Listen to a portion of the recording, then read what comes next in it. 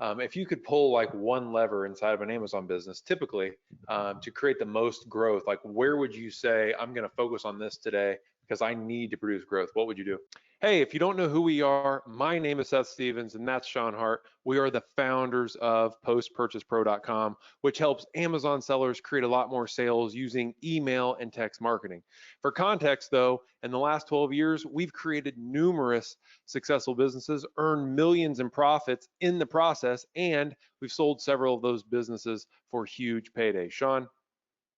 Seth and I want to share this content to help other Amazon entrepreneurs just like you become more successful using the same marketing strategies that's helped us hit $1 million per month on Amazon in less than 2 years of starting our private label business. Sit back and relax, my friend, because I have nothing for sale today. It's all value.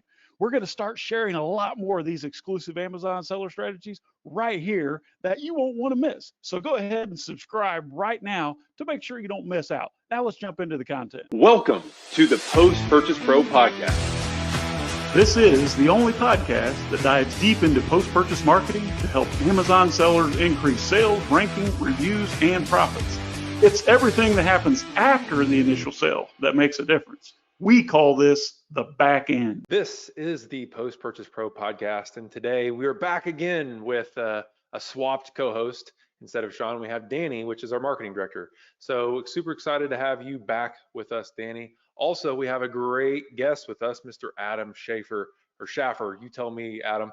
But Adam is the president of Omni-Channel Distribution, and those guys are approaching Amazon and e-commerce in a completely different way than most other people out there. So I'm excited to dig in and kind of learn what you guys do, and we can kind of get into the weeds about what makes somebody successful on the platform and all around how do you grow in this space that's becoming more crowded. So Adam, welcome to the show. Let's kind of dig in. How did you become the president of Omnichannel Distribution?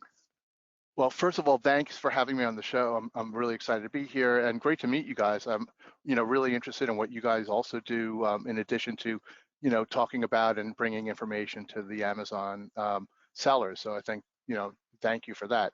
I'm the president of Omnichannel Distribution, and we are a brand accelerator for e-commerce marketplaces, predominantly Amazon because it's the biggest in the US and really in North America, but we do help brands on Wal-Mart and eBay and some niche marketplaces also.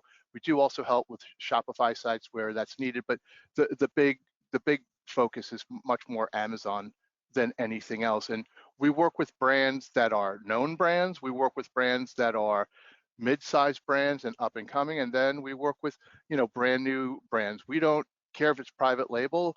We don't care if it's a well-known brand. We care if there's a story to be told about the brand, if the brand owners are passionate about the brand, and if they're looking for growth and brand protection and acceleration.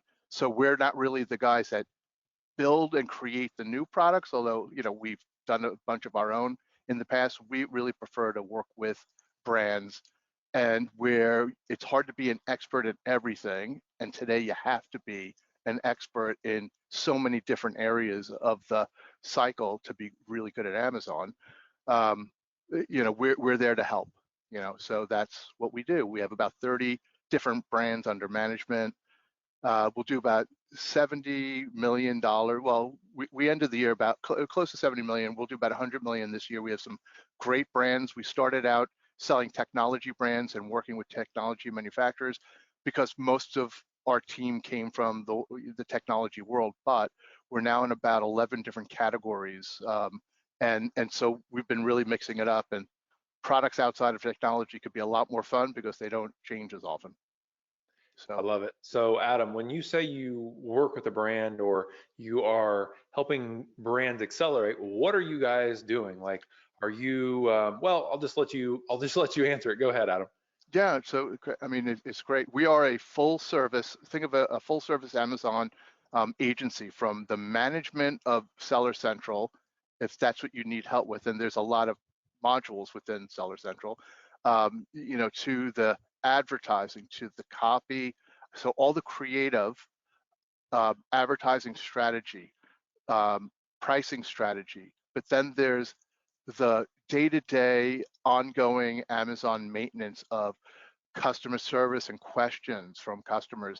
And there's a timer that's on all this. As you guys, if you're in the biz and on Seller Central, you have to respond, and you have to respond within a certain time. In fact, almost everything you do is on the meter on Amazon. And so bring it to the next big meter. We are also the logistics for our brand partners. We either ship it for them from our facility, or we send it up to Amazon's FBA for them and store it there. We sticker it, sometimes we'll kit it, but we're responsible for the forecasting and the logistics.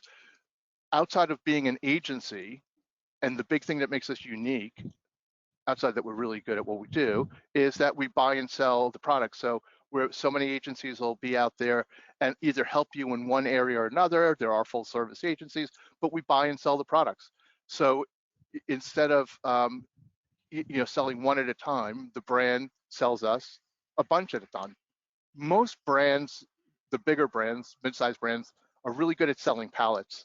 They're not really built to sell one at a time. Some of the brands that are smaller brands are really good at creating product, but dealing with all that back end could be painful, not a lot of fun. And a lot of people get into this business because it is fun. It's a way to bring out, this creativity, these ideas that you have. You might enjoy a certain category or an area or a niche of an area, and say, wow, if there was only this thing that would do this. I love riding bicycles, and if they only had this thing that would hold the cup this way, or the radio this way, or my GPS this way, or had the lights this way, it would be so cool to have. And they have all these things, but nothing does exactly this. And I bet you if I could tell that story, it would solve a lot of problems for people. And so that's where a lot of these product ideas come from. But do you want to do the accounting for that? Do you want to reconcile an Amazon statement? Do you want to go and chase Amazon through cases and talk Amazonese for products that maybe were lost or can't be found in some of their warehouses as they're transferring things around? And the answer is, it's not fun, but it's got to be done. And so, we're the folks that manage all of that while you spend the time thinking up the next great product. Wow, that's great. So Adam, you deal with almost every area imaginable on Amazon because of the nature of your business. So when you start working with somebody, like, where are you seeing like the biggest opportunity for them to grow? Like, what is the average seller totally missing?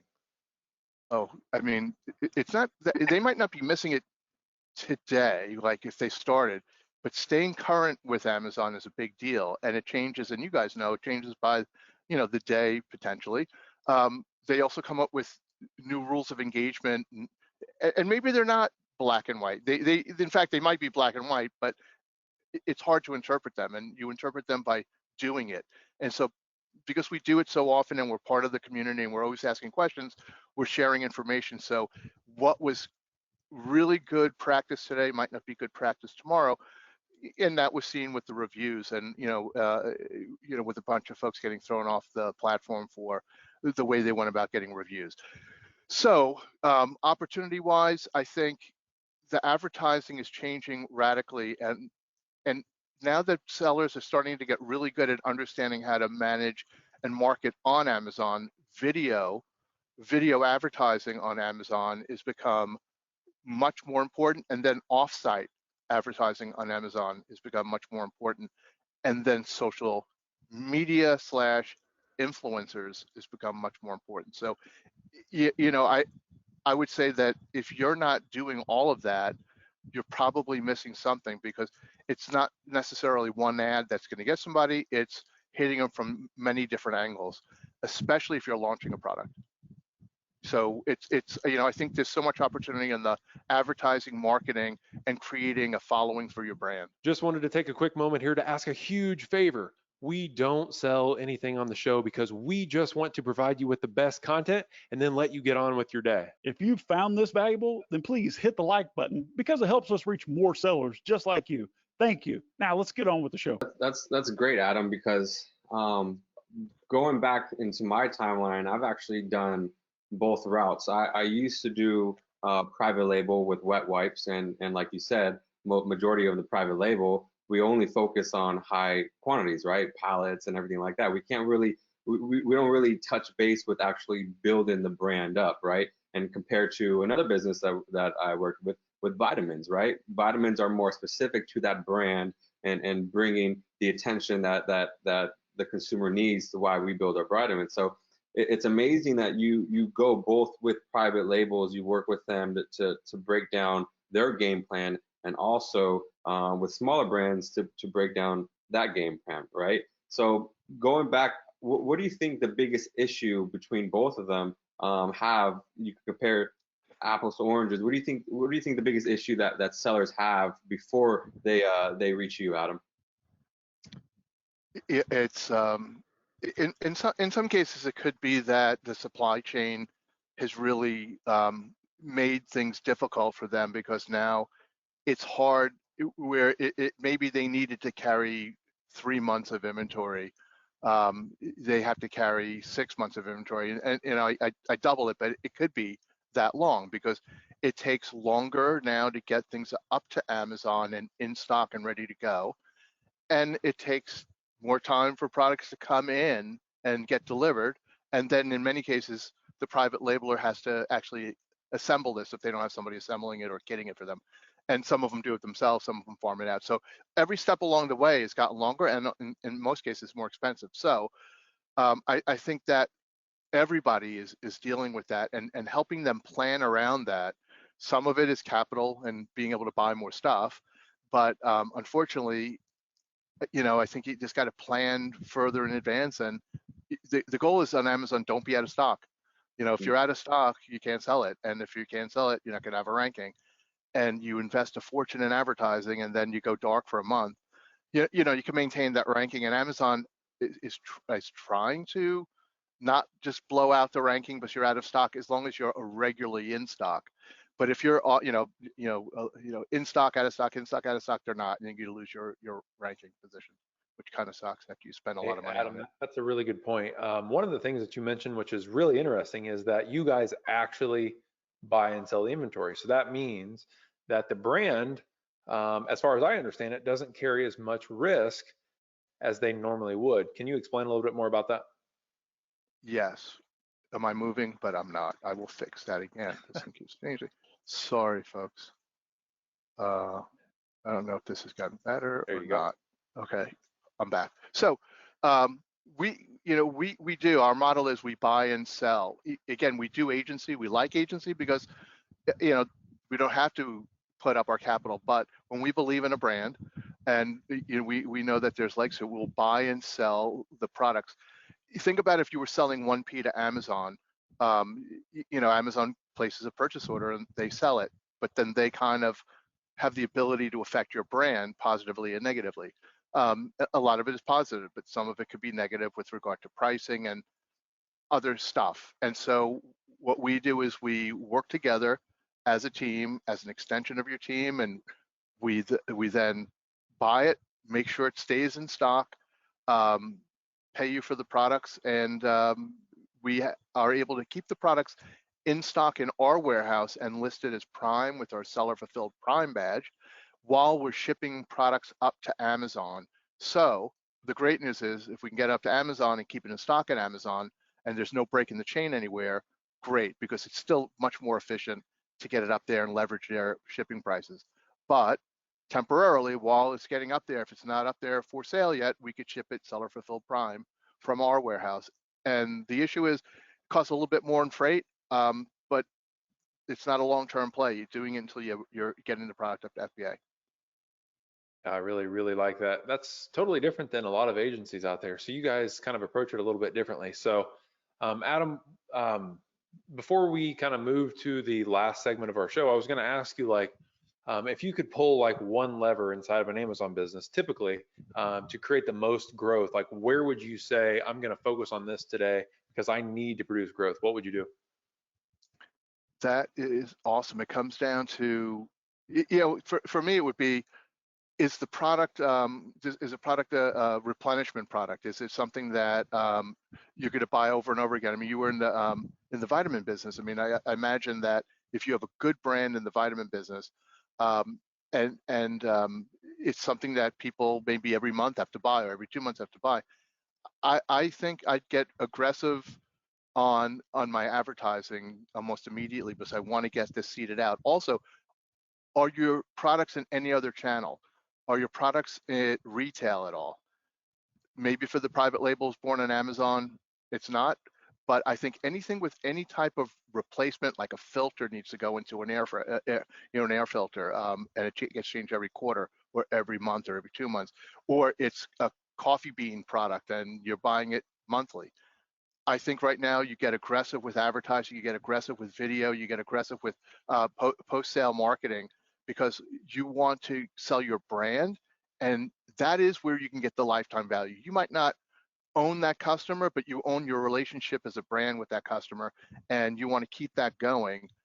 And this is where you get your lifetime value. You're not going to get it from the one-hit wonder. So I think, think about other things that could be added on to your product. Even if it's not something that's a replenishable, build your brand so there are product extensions that you could sell that could get you additional leverage from your brand.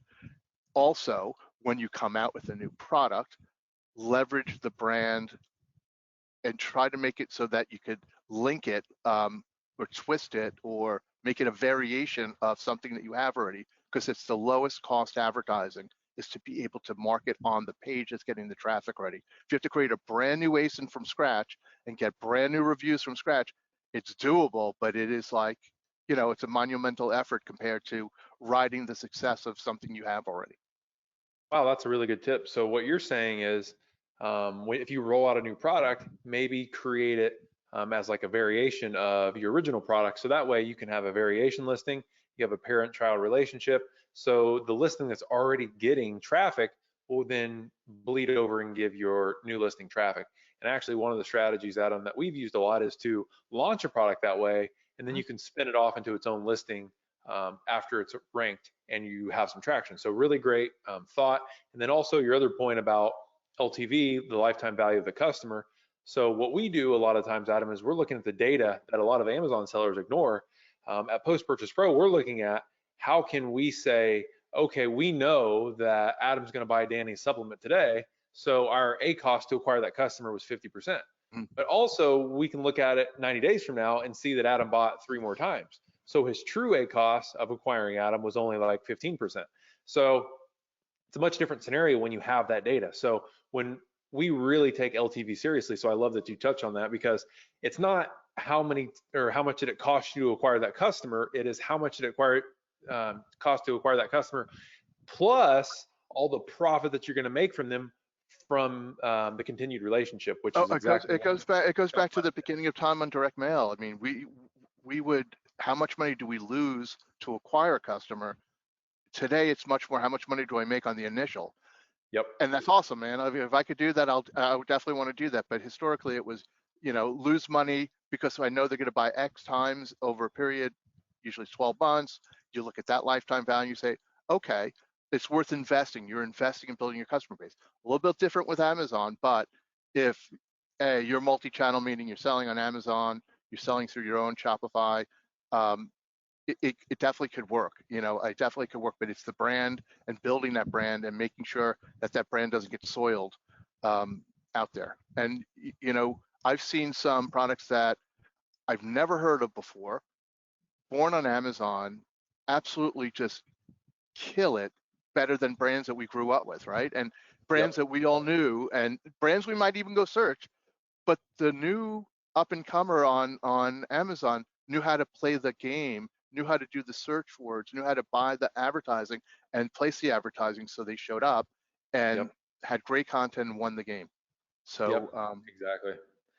So you can go out there and beat the big brands just by knowing how to play the game a little bit better. So Adam, as we kind of head into the last segment of our show here, we have a couple fun questions. Go ahead, Danny. Oh, wow, fun. Yeah, Adam.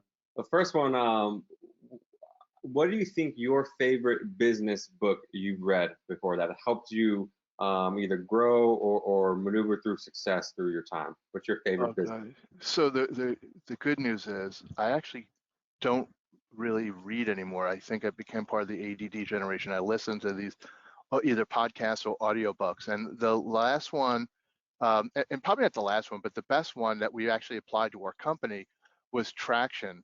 And I don't know if you read that one, but it's pretty popular. And we have about, small company, sub 100 people, and we're growing rapidly and trying to get people to grow with us and develop and really run and be responsible for their areas, especially in the world of COVID, where we went from 100% in office to being remote to now being somewhat hybrid. You got to have great KPIs and a great management operating system. And so, Traction provided us, and then they have, books that were more catered to the staff, and the general team, instead of just the management that they can read and really understand. So we made EOS, Entrepreneur Operating System, kind of our way to work. Yeah, that's amazing. So somebody just recommended that book as well. We had another guest that said Traction, and he actually said an even stronger statement than you. He said, Traction saved my life. So yeah. Pretty it didn't save my life, but I don't know. Maybe if I was crossing the street and your car was going to hit me and the book saved me, from that. But I think when you hear it or you read it, you'll sit there and say, this is like common sense. Like, why wouldn't I do this? It's unfortunately a blinding glimpse of the obvious, but it's the discipline of it really that matters. And they made it very easy for you to organize yourself around it. I love it. We're rereading that book right now, Adam. So great recommendation. The last question before we jump is, Adam, we always like to ask a fun one. What is a splurge purchase that you made that you did not regret? Oh my God. Well, I regret most when my wife finds it, because it's painful. I'm never really allowed to buy anything for myself. But the last splurge was just recently a Lego that I claimed was for my daughter, but was really for us both, because we both enjoy it. And of course, it was the 18-year-old version that she struggles with. So I, of course, have to help her. And so that was my last splurge, because Legos, guys, are not cheap. I don't know the last time I bought one, but oh my Lord. Yeah, but also, the activity with your daughter, you can't really go wrong with that one. So that's been great. So Adam, let's get out of here. But before we do, tell everybody where they can reach out to omni-channel distribution, how they can engage you guys as an agency, or just how to reach out to Adam and say hello. Let's get this in the show notes, because it's hard to write it without spelling it wrong, but it's omnichanneldistribution.com. And actually, if you go there now or whenever you can, on the blog, there's a PDF that's kind of the checklist. That's the checklist to help you organize your life and your business for Prime Day, which is coming up in July. We hope it's July 18th and 19th, but you can go there and get that, omnichanneldistribution.com. And you can hit me on LinkedIn. Just go to Adam Shaffer, Shaffer, and look for the bald bearded guy. And I'm there. And I would get back to you right away. Adam, I'll have all of that info in the show notes. Thank you very much. Thank you. Hello for the listeners and the viewers. I want to appreciate you for coming on this on the Post Purchase Pro podcast with Seth and I. I know Sean isn't here, but I know he's here in spirit. So thank you, Adam, from the bottom of our heart. We appreciate it. Thanks for having me. Have a great one. Thanks very much. So let's stay in touch. Please take a second right now and share this video with someone you know would find it valuable. The fastest way for us all to grow is to grow together. And if you haven't subscribed to this channel yet, click subscribe now. See you on the next video.